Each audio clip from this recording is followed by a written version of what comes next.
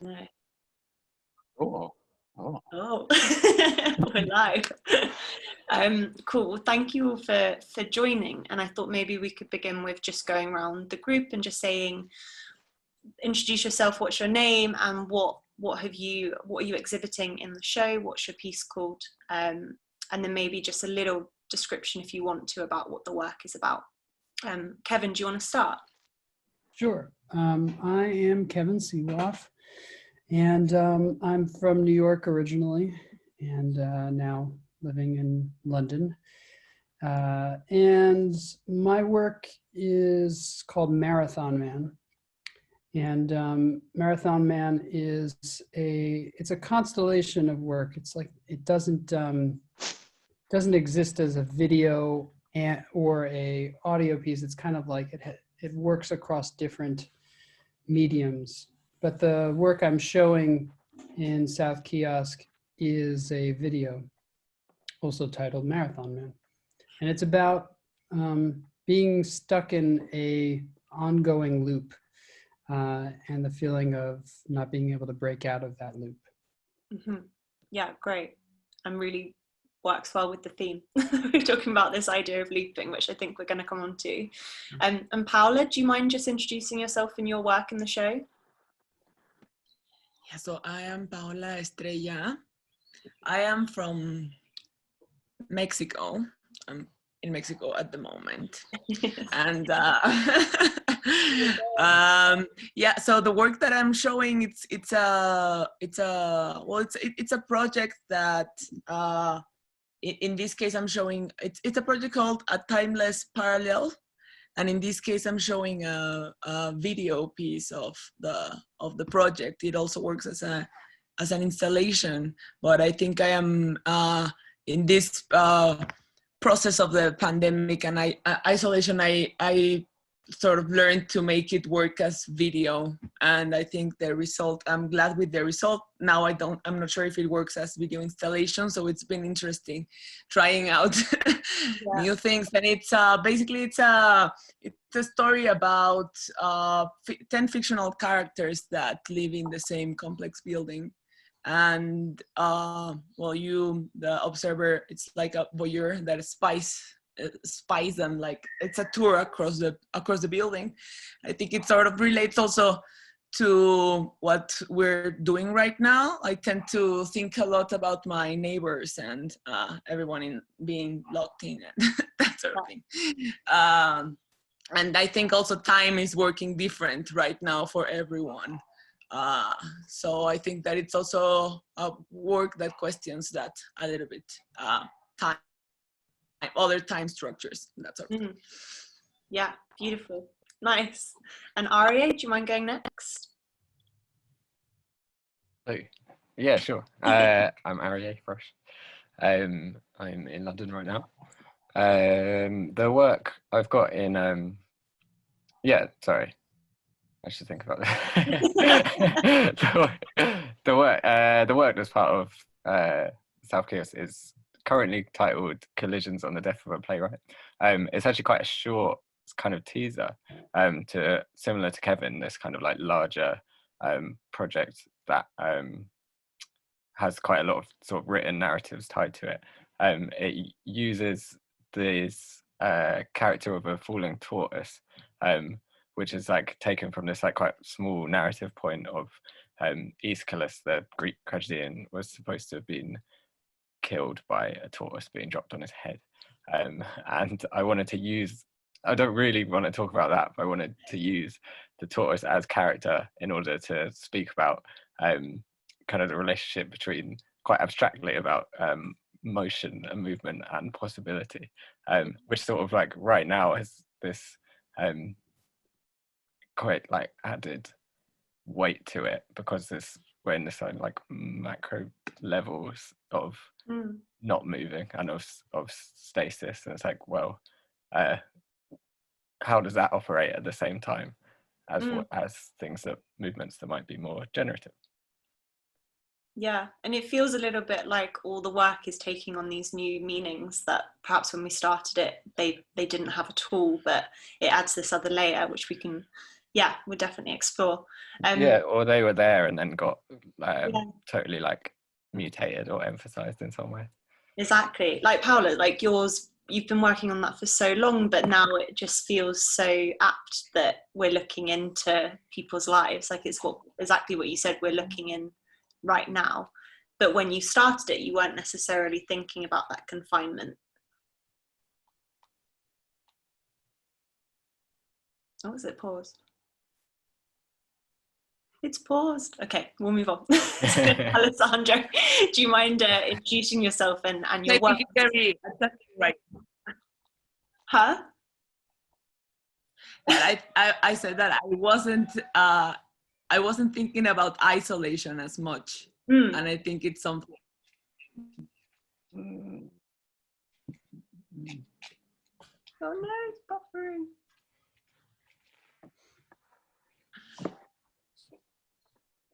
You could write. I'm worried to like. You could write a document where there's just like long pauses. Yeah. And it just... Power is paused, but do you want to try once more?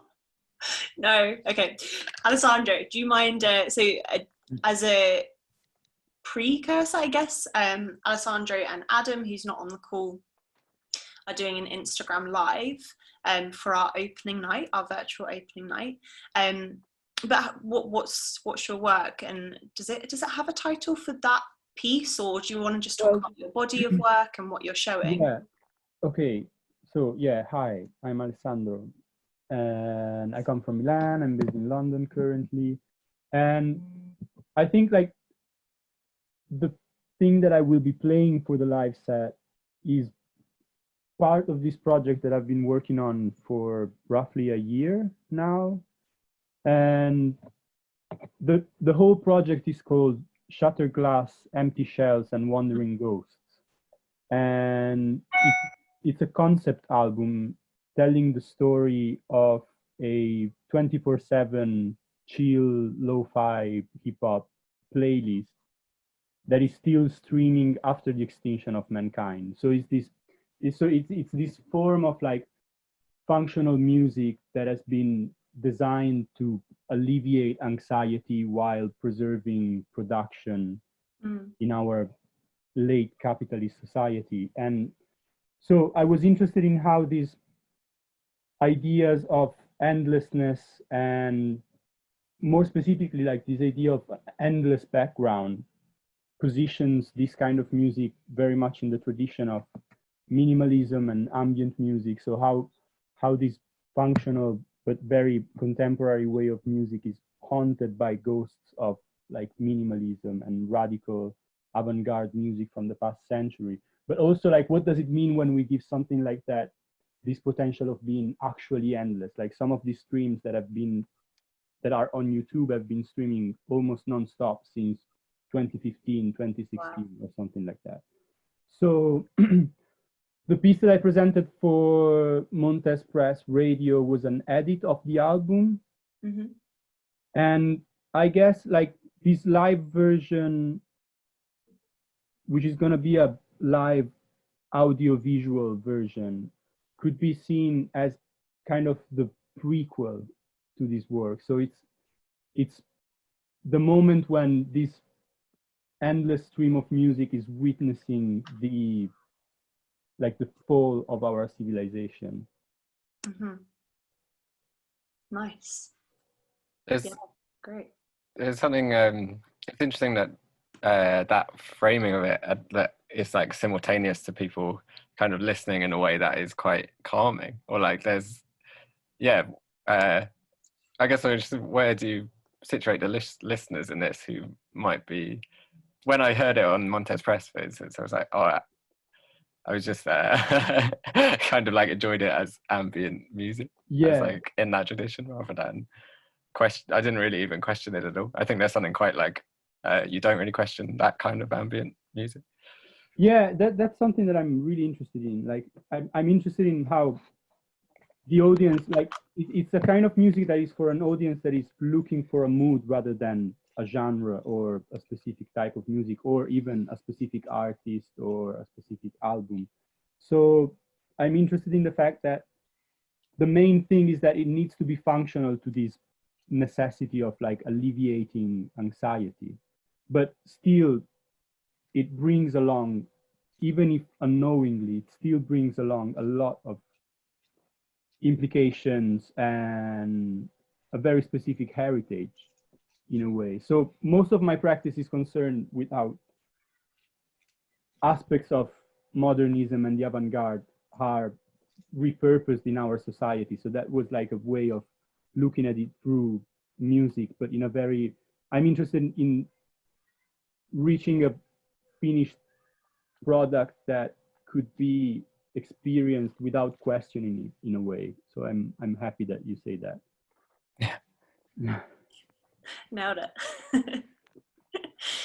And Jamie, you've also got a sound piece in the show. It's a little bit more controlled, I guess we would say. So it's this radio show in 3 parts, available Tuesday, Thursday, Saturday, available for 24 hours. Do you want to say a little bit more about yourself and about the work in the show?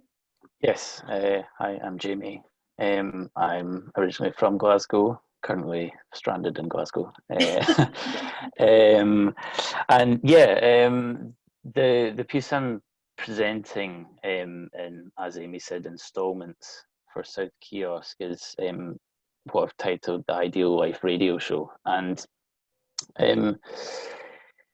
this idea of ideal is again kind of similar to what Ari said. It's kind of a subset of a much kind of grander total project that I've been working on kind of all this year, about this idea of ideal life as this kind of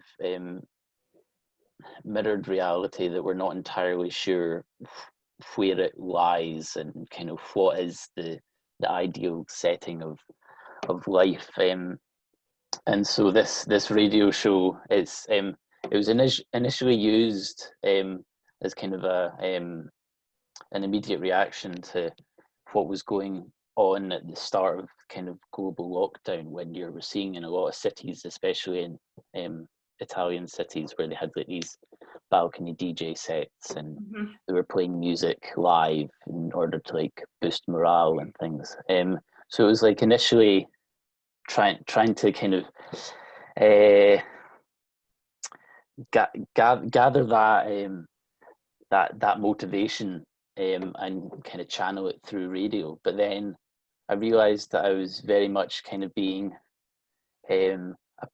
I was appropriating that format of like kind of cultural production, and I realized that a lot of what my work talks about anyway is like these kind of cultural nuances throughout specific points in history, and these kind of nostalgic tendencies, but then also how they work with kind of the like unstable state, and so producing this radio show, it is this kind of upbeat kind of fanciful show that is meant to boost morale, but then at the same time it's quite antagonistic, because it's really that overly exaggerated radio format with a really like annoying DJ and the kind of constant kind of confusion of kind of different excerpts of kind of anecdotes or bits from like, you know, musical excerpts or whatever from different points in time. So it's just kind of you're lost in this space of like, where is this actually coming from? And then there's this kind of undercurrent of pessimism and then kind of cynicism of kind of what's going on now, but also how to kind of progress forward at the same time. Great.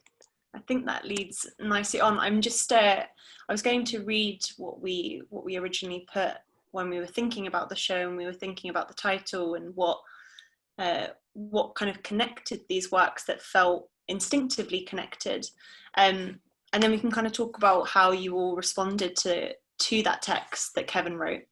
sorry, Kevin, I can read it. Starting with a foundation of sonic composition, sculpted from digital sampling methodologies.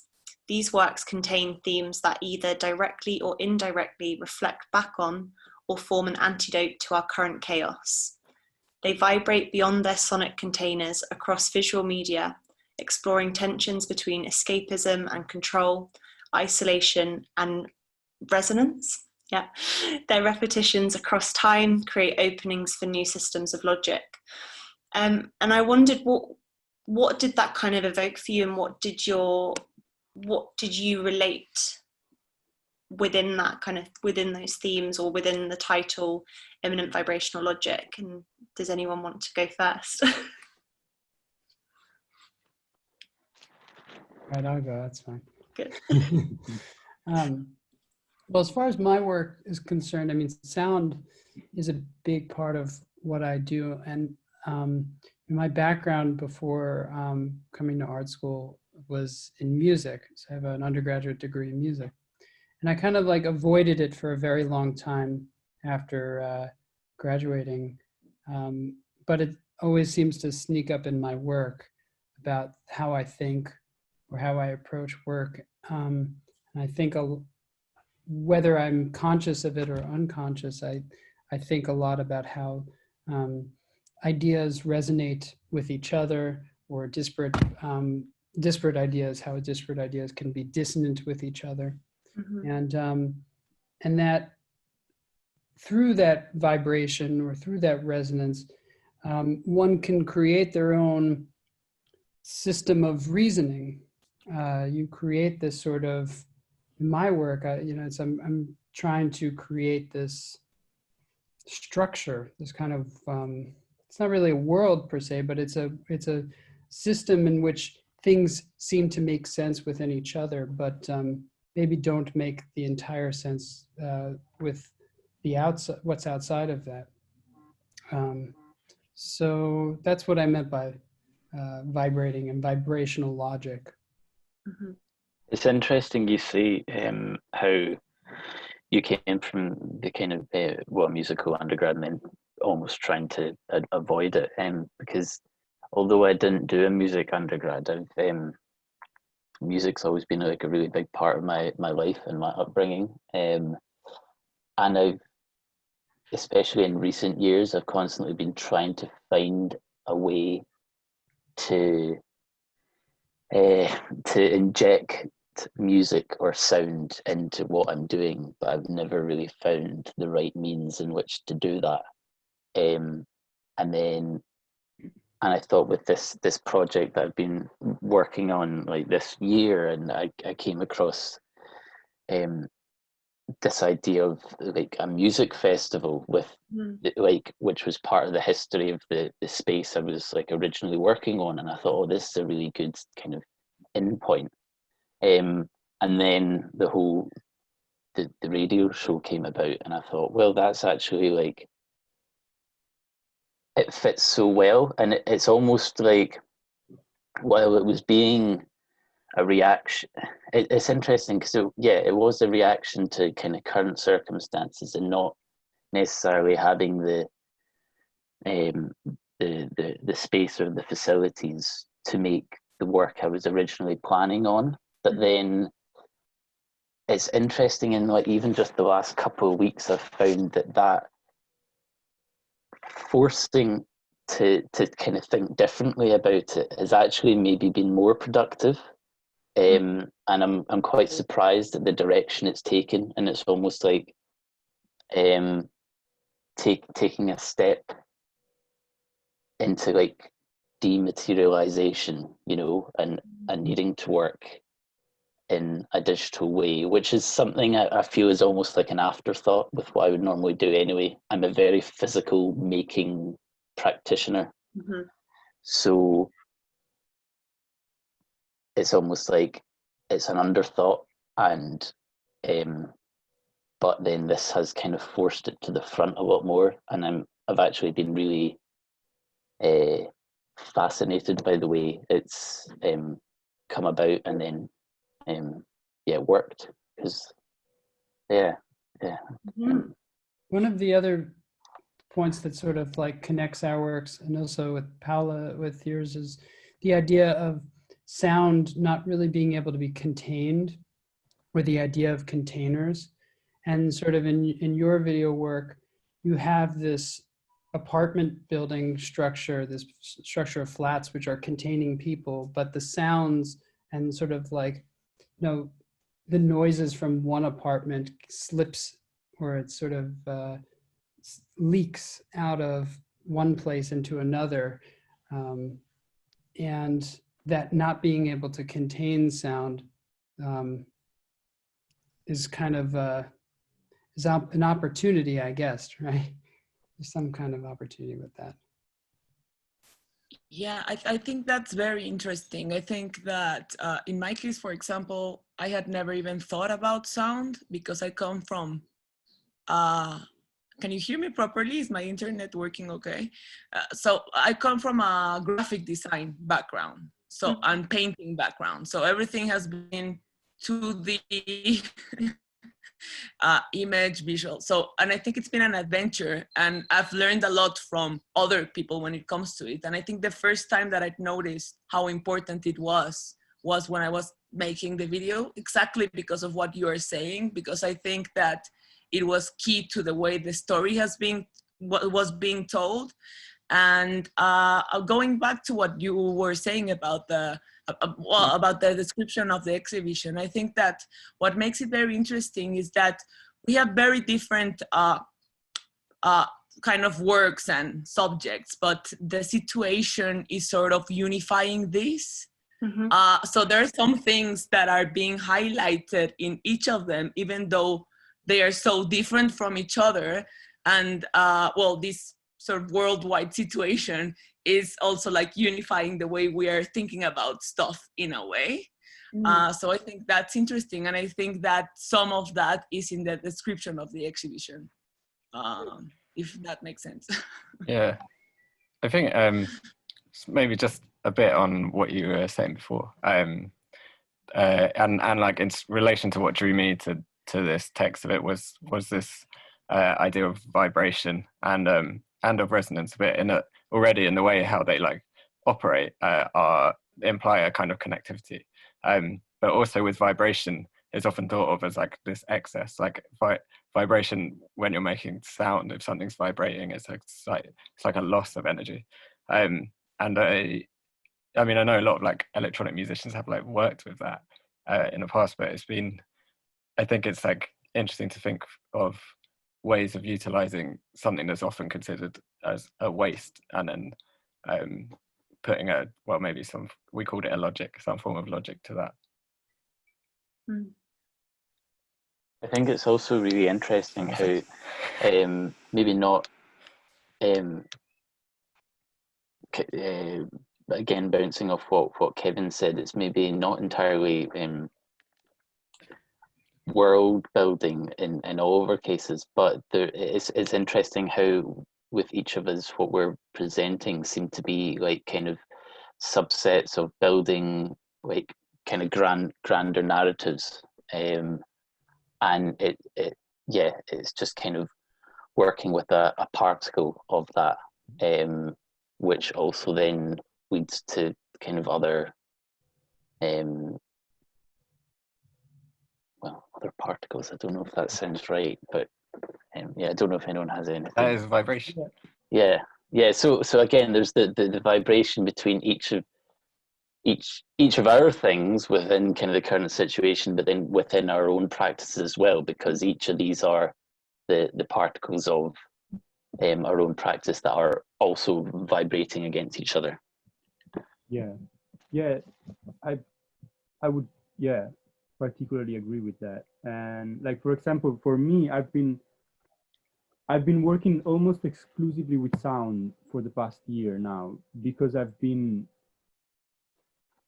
really I come from like a moment of questioning my physical practice, so, and also like the need and the sustainability of a physical practice, and like, for example, like very practical things of like, where can I store my work, like how can I afford to keep on buying materials to test new things, and stuff like that. And so, but that was like one of the reasons, but the other reason was definitely this, like working with sound. And so like working with a time-based medium allows me to go deeper in a narrative way of working, like adding narrative through time. And so, for example, this specific work has had like many different versions in the past year. Like I've had like a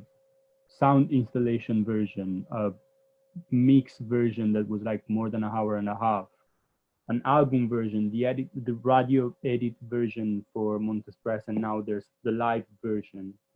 And but yeah, so this is definitely something that plays a huge role, like word creation through sound, and yeah, and narrative through sound.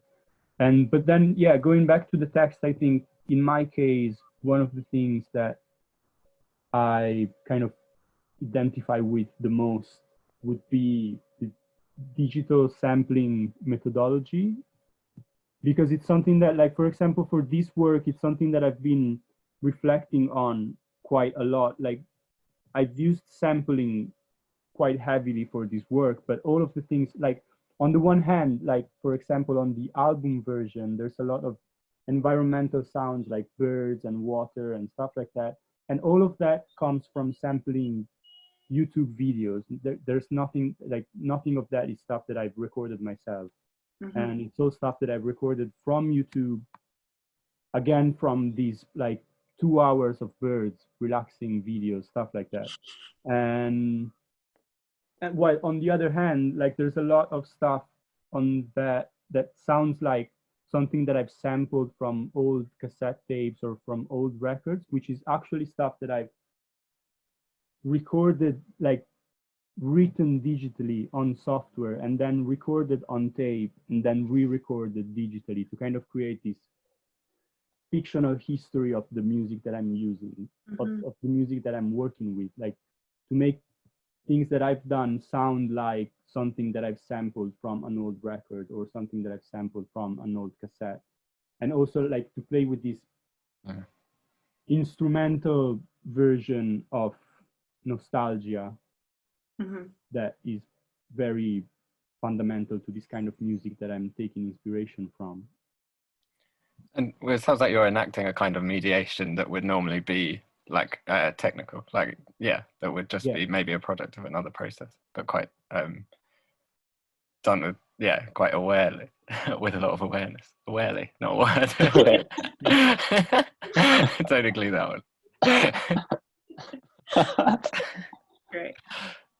And I think this has come up a few times. We're obviously in some kind of lockdown. In the UK it is easing up a little bit, but and it felt like a lot of our work was related to human contact or something along those lines. And I just wondered what hit with that migrating to a more virtual contact like we're having now with these Zoom calls.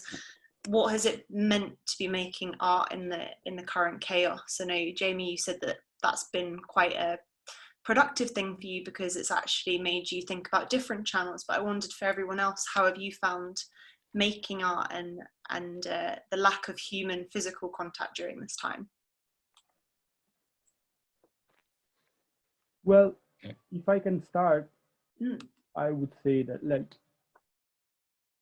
I've been working quite a lot actually, and mostly because I was already like I was already coming from a period of like questioning my physical practice, as I was saying. So, and also like for the things, like I think that a lot of things that I was working on were pretty much in a very speculative phase, which now becomes kind of, I don't know, like it feels like a lot of things that I was working on have kind of been put into context with the current situation without having to kind of ride the wave of the pandemic. It's not that I'm making work about being in lockdown. It's more like a lot of the things that I was already working on kind of like gained a completely new level or layer due to the situation.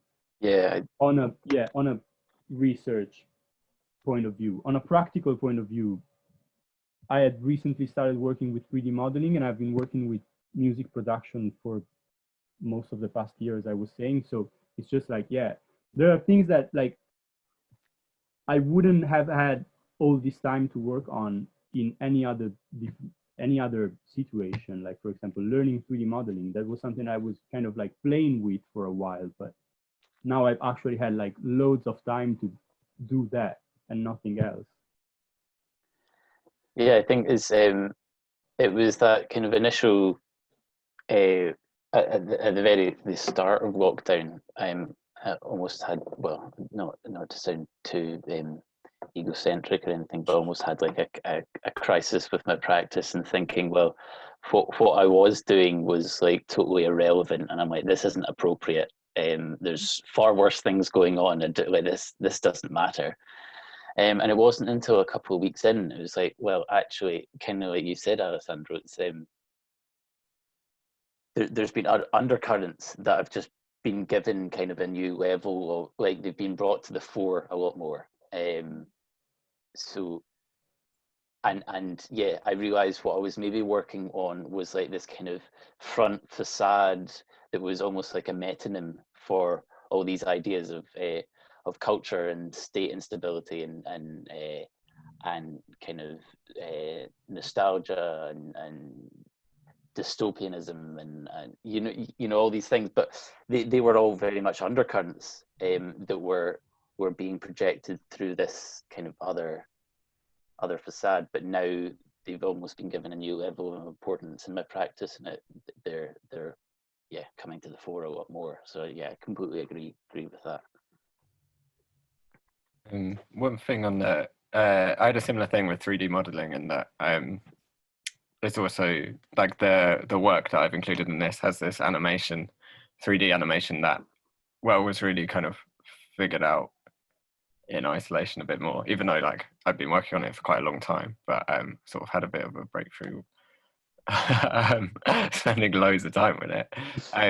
But in terms of practice now, I think one thing just highlighted for me, which I've thought through in the past as well, is like how discursive the nature of practice is, and like how it sort of necessarily relies on others, both in like a pragmatic way in that sort of skills, and kind of in this sort of way, like bouncing our ways of thinking off each other. But also I think in order to justify it, it has to kind of exist in this sort of space as well. Yeah, it's not stopping. Actually, I feel like we've created a lot of these kind of ways of being discursive, maybe even more so, which has been an interesting, I wonder if that's in response as well, or like a realization for like a lot of people. Yeah, I think that's interesting, the thinking, but I also think that personally the relationship with the work, I think it changes when you're not having contact with other human beings and you're sort of trapped in the same environment. Personally, I think I have like a love and hate relationship with the work, and sometimes I am able to go out and just get a bit drunk and go to a concert or dance for a while, and then now you're stuck with this artwork 24/7, right? So you don't know when to stop, you don't know when to continue, you start like questioning, as you said, Jamie, also, does this even make sense? Is it even relevant when all this is happening? But I think that in the end, it's gonna be interesting to see how, after a few months going back to this, how this can be positive to the way we create. Who knows, maybe in a year we're gonna be locking ourselves in for 2 months. It's what residencies are, no? In a way, art residencies are a bit sort of this sort of thing. But we just have a lot of more, obviously, complicated thing on top of it going on. But I think that creatively, it's interesting to look to how this affects their relationship with the creative process personally. Yeah, I agree. I mean, the being inside and like continuing to work on your own work without the immediate sort of feedback from people who are just overhearing or like looking over their shoulder in the studio to see it, sometimes creates this endless feedback loop. And at first the feeling I had, my first reaction was kind of this, okay, I have to control it. I have to control that feedback loop to sort of not let it get out of control to the point that it goes in a different direction than I thought my practice was going in. But then at a certain point, like, not to hit home the metaphor of the wave too much, but it does come in a wave where you let it crash over you and you kind of, all right, well, I'm going to accept that this feedback loop could get bigger and it could sort of take me in this direction that I can't control. And at that point, I think sometimes at least in my work, that's when I start making fun decisions or work that I think is actually meaningful to not only myself, but to others. Great. And I have no, Jeremy, you go. I was just going to say, I constantly feel like, you know, if I, especially this year, where like I've kind of, the project has been initially inspired by something, and I feel like I was constantly inhibiting myself from taking too many steps forward because I felt like it always needed to relate back to that start point. Mm-hmm. But it's like that. It's like you kind of need to let this feedback kind of overtake and take you to the next step where you're not in control anymore, and like the kind of lucidity will come from that, and it will be therefore more interesting in the future rather than constantly needing to kind of keep it in this tight little, I don't know, knot where you feel like you're constantly under control. I think it's taken me a while to realize losing control is probably a beneficial part of the process. Yeah. No, that's great.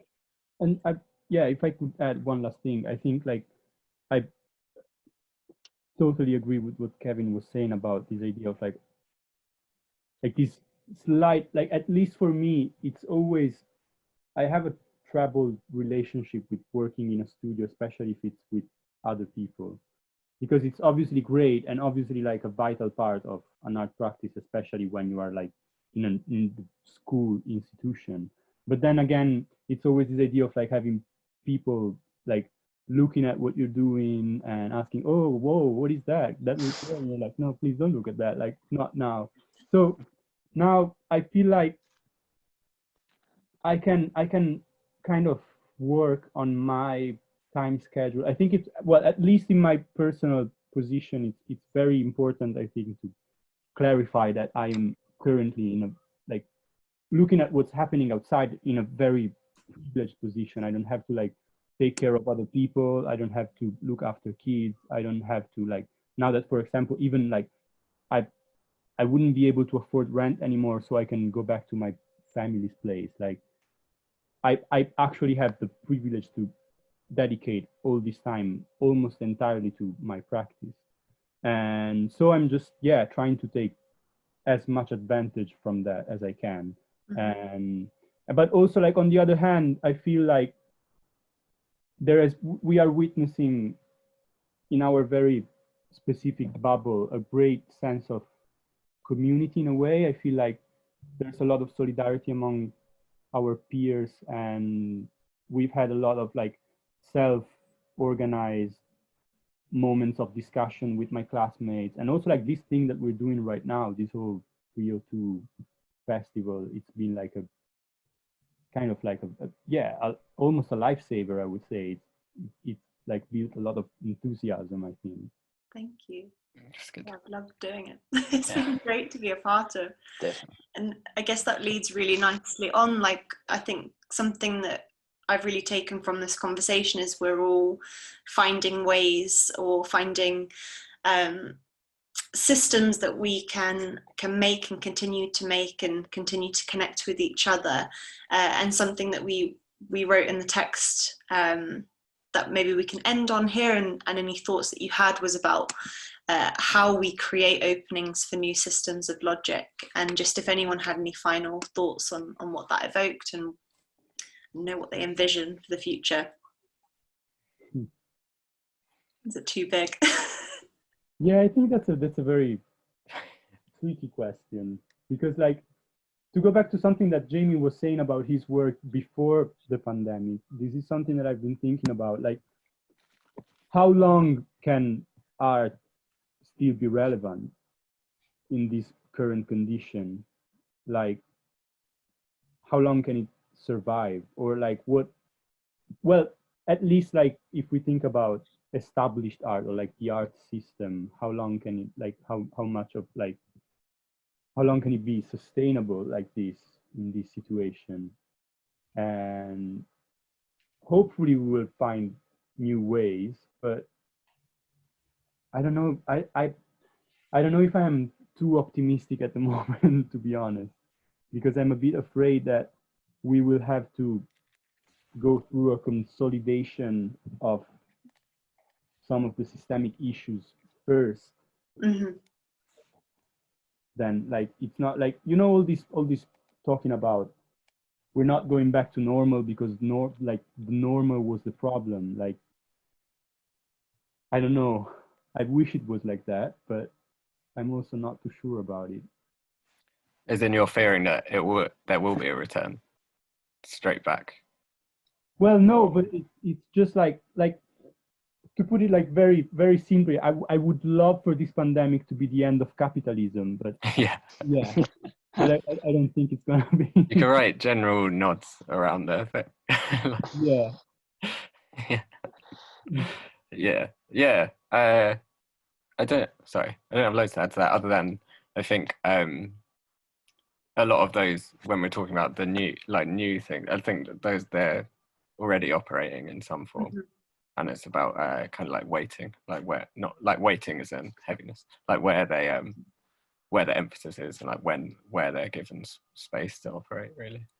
Yeah. It's not always about thinking of something that doesn't exist yet. Mm-hmm. Right. I personally think that, I don't know, did I interrupt you, or were you finished? Oh, go on, please. I don't. I didn't quite get. I think that thing of things being already there, so not necessarily new, but I also think that these sort of situations do shift things in some sort of ways radically, you know. Like, I think that, especially personally, I think that the body being present, and if that being relevant or not being relevant, is gonna be something to question. And I think that even in the coming back, let's say in a few months, where we're able to have some sort of physical contact again, I think it's gonna be different how we think about that and how those things operate. And on one side, I think that the body is gonna stop being necessary for some things, workspaces, maybe art practices, some sort of, and on the other hand, I think it's gonna be very, like, it's something we're gonna value more. I don't know. I do think that these sort of things change. There's a before and after pandemics, a before and after in some specific things, you know, like in the text I was, it made me think about 9/11, how traveling was never the same after that. You know, there was the before and after, how you get on a plane now, you know, and I think that's gonna definitely affect the world. But it's so what I find difficult about the question is predicting how that is gonna happen, or have some sort of speculation. I find it a bit complicated. I don't know if anyone has any thoughts on that. Yes. Yes, agreed. I think I also like I've been thinking a lot of the notion of progress as not being something that goes from one point to another, but rather it loops around. So kind of what you were saying about there being a before and after, I'm thinking of it now more of we've come back around the loop, where we're sort of turning the loop, and things repeat themselves over time with some form of difference. So maybe that new repetition is about to begin, and whether it goes into chaos or whether it goes into something that aligns with our, our form of politics, I think that it remains to be seen. Yeah, I suppose like one thing I was actually speaking to my friends about last night in a Zoom call was the kind of the way the system of how politics, and especially like our current economic model, it's just rendered in such a way that it's kind of perpetually going to crash. So there's going to be like, economic crash after economic crash, just the way that our economic system works. And I just wonder if especially with how this virus is going, you hear about how this is now actually going to be a new yearly thing, and they're talking about having this vaccine for it. But obviously vaccines are generally take about 7 or 8 years to actually make. So then how do you fight against that? So it's like you say, maybe we're coming back to like the beginning of the loop again, but then is it almost like a concentric loop where the loop is getting smaller and smaller and smaller and smaller, and then it's actually going to get to such a point where you're like, things are repeating on such a constant basis that. But that's maybe a very pessimistic way to finish. Yeah, was that like a tornado? Yeah. I'm Any sorry, guys. Welcome to Scottish culture. So thank you all for joining. Thank you all for joining. Thanks. Right. Yeah.